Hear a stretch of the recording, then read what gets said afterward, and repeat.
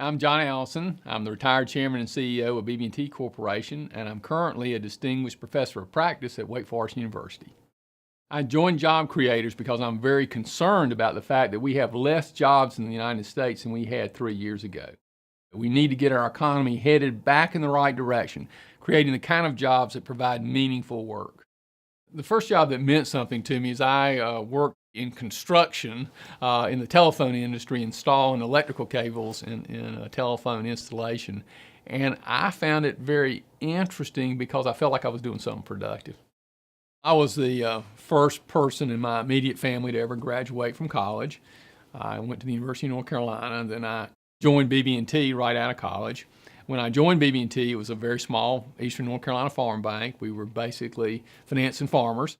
When I went to work for the bank, I made $600 a month. And the president of the bank at that time, when he hired me, he said, "Look, son, I'm never going to pay you much money, but I'm going to teach you how to live on how much I do pay you." So that was his advice, and I think it's very good advice to this day. I started out on the teller line. I became head of the lending functions of the bank about 1980, and I then became president in 1987, CEO in 1989. When I became CEO, BB&T was about $4.5 billion in assets, and when I retired, it was $152 billion in assets, and we had 31,000 employees at that time. We consciously spend more on employee education than our competitors and less on advertising. The goal is to have better service and to use word of mouth to grow our business.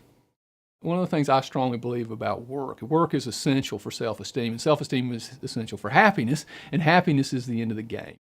Jobs are about meaning in life.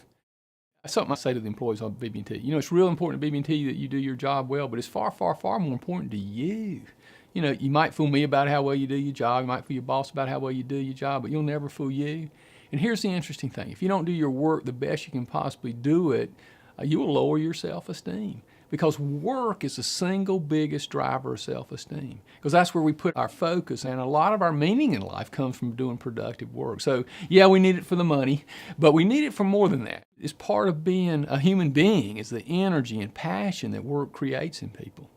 We're all concerned about security in the United States, and that's a legitimate concern, but America is a land of opportunity. People didn't get on a boat and come to Jamestown to be secure. America's a land of opportunity. Opportunity to be great, opportunity to fail and try again, but most importantly, the opportunity to live life on his own terms, to pursue his personal happiness.